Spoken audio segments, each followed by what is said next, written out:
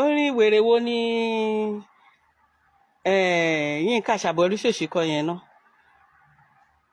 tó ní ìyá ajára búkà ìyá òfo ṣé wọn rèèyàn sọ fún Yínká wípé òun ló bá wí ni. ẹ bá mi táàgì Yínká Ṣàbọ̀rúṣòṣì, ẹ bá mi táàgì Yínká Ṣàbọ̀rúṣòfò, ẹ bá mi béèrè lọ́wọ́ ẹ̀ wípé àwọn wo ló ń kilẹ̀ mọ́ lórí social media. ń bá pè láǹtì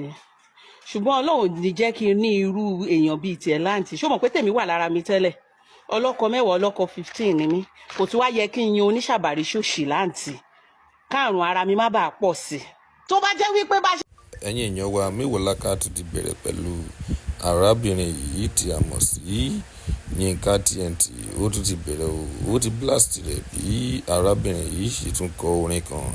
ẹ̀yin èèyàn wa kí ló tún ṣẹlẹ̀ báyìí? ẹ jẹ́ ká gbọ́ látẹnu MEWOLAKA. ṣé gba ọ̀daràn oníjìbìtì kí gbogbo wọn náà bọ́ síta kán wá máa ṣépè káwá dákẹ́ ká torí bẹ́ẹ̀ dákẹ́ ayé ìbá ti bàjẹ́ jù bẹ́ẹ̀ lọ. àwítán wàá bọ́ síta wàá máa pa àwọn kan ní ìyá àjà àràbùkà. kí ni ìwọ gan? ìyá tá a bá lé ó jayé wípé Nàìjíríà kọ́ ló ń gbé.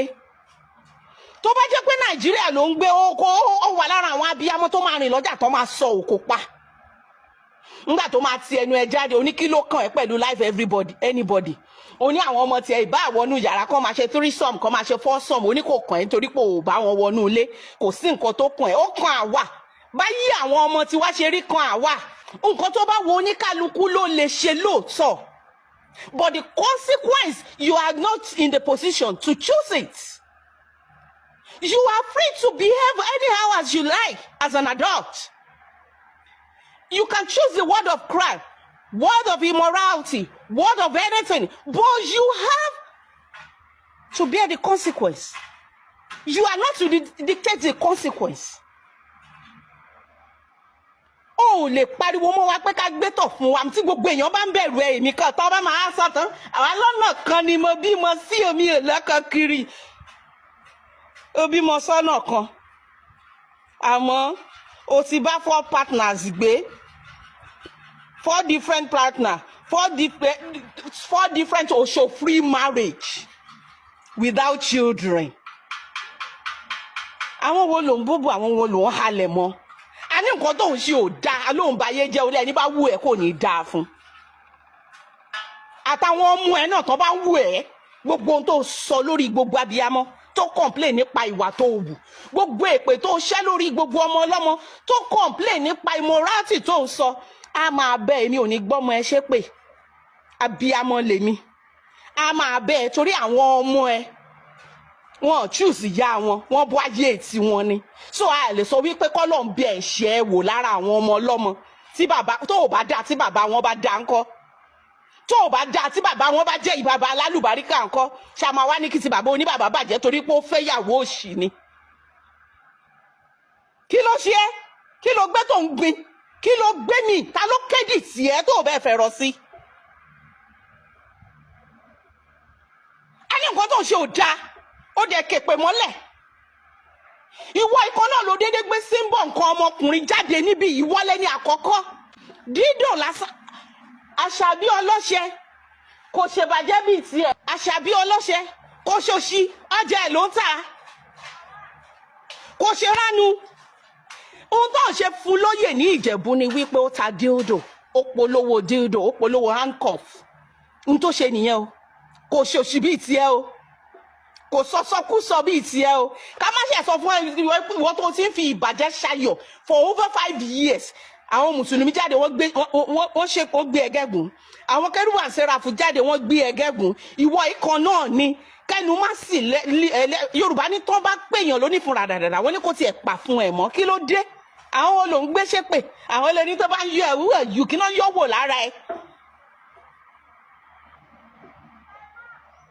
kí náà yọ wò lára ẹ̀.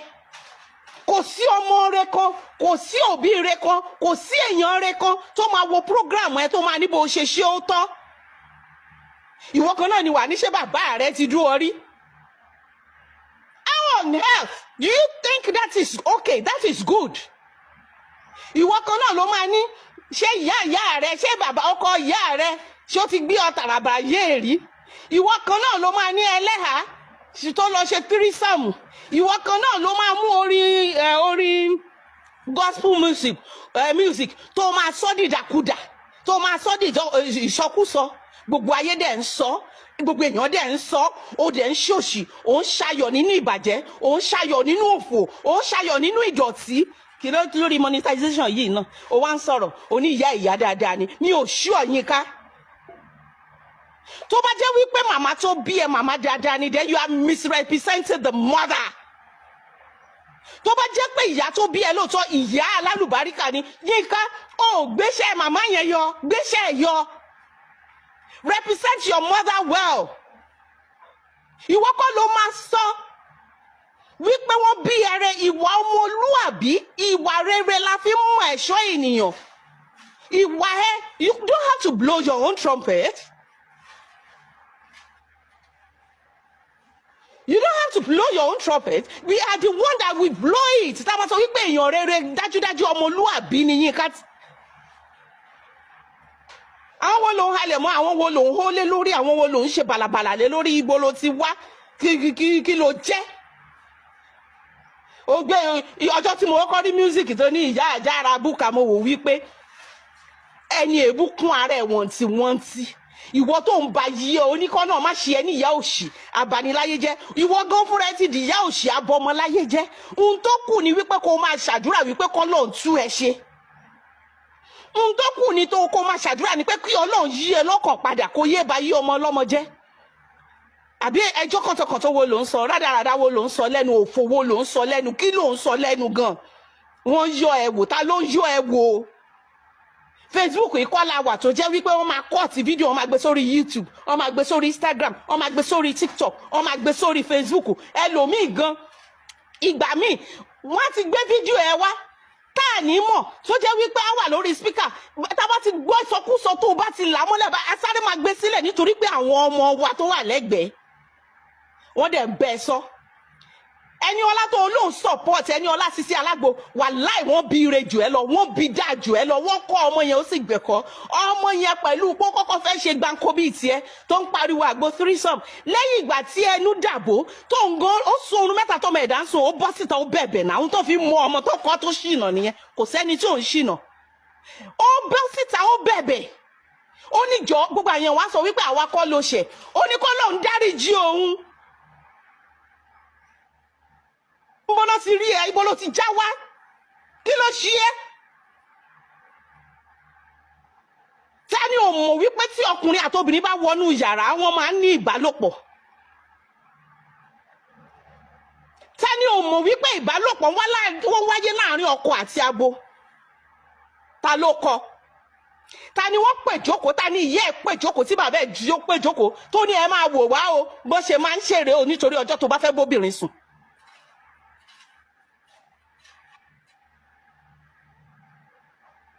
torí ó sọ ìbàjẹ́ di ayọ̀ ó sọ òṣì di ayọ̀ ó sọ ìranù di ayọ̀ ó dẹ̀ wá ń hó bòlòbòlò ń pariwo òun ṣe bí ẹni wípé ó jẹ́ mọ̀ nǹkan kan who are you aṣòṣì máa mọ̀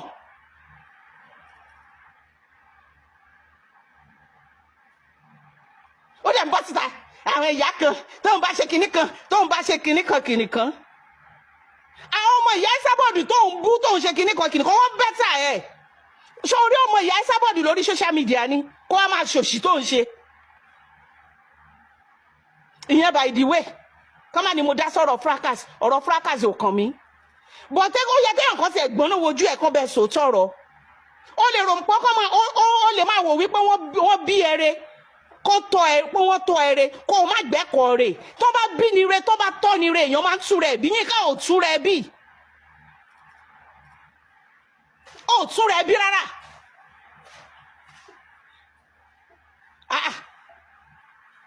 ọ̀pọ̀lọpọ̀ ni wọ́n bí re tí wọ́n tọ́ re tí wọ́n bí nílé re tó tú ara wọn bí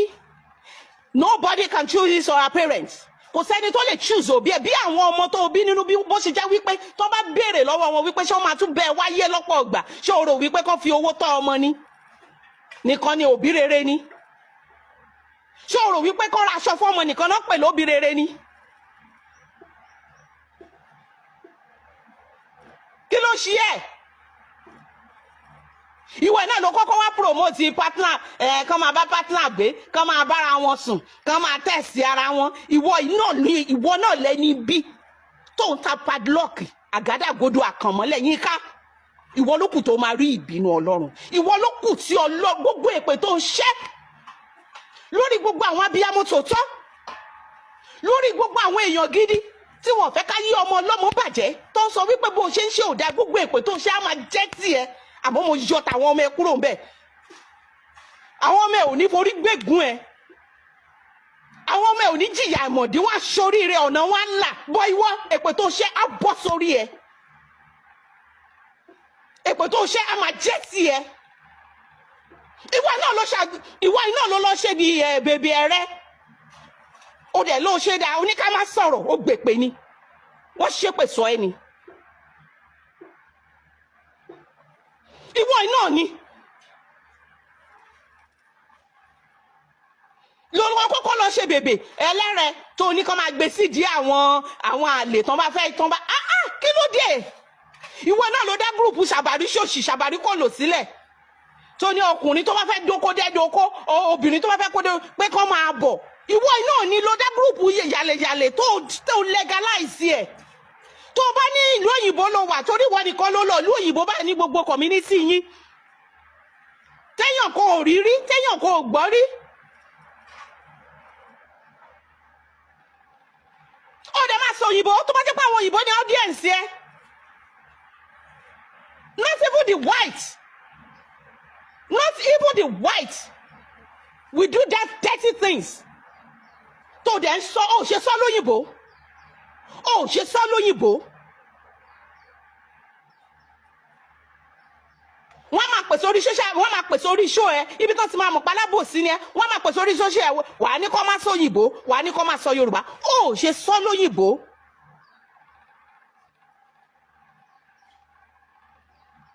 ìwọ náà ló ṣàgádágodo tó bẹ̀rẹ̀ sí níta ìwọ náà yìí náà ló ṣe kíní kan àkànmọ́lẹ̀ tó ní kó máa kọ́ ọkọ ọlọ́kọ mọ́lẹ̀ kí ló dé wọ́n ṣépè sọ ẹni ó dẹ̀ kí èpè mọ́lẹ̀ ìwọ gan lè pé ń jà náà ìwọ gan lẹ́ni èpè ìwọ gan mi ìmọ̀ eléyìí tó gbàgbọ́ ṣùgbọ́n Ọlọ́run ní ká sọ wípé ẹ sọ fún olódodo wípé á dára fún ẹ sọ fún ènìyàn ìkà wípé ègbé ni fún pé yóò wá jẹ iṣẹ́ ọwọ́ ẹ̀ kó tó lọ láyé Yínká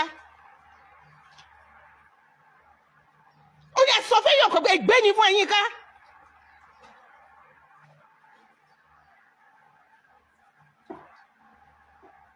Okay.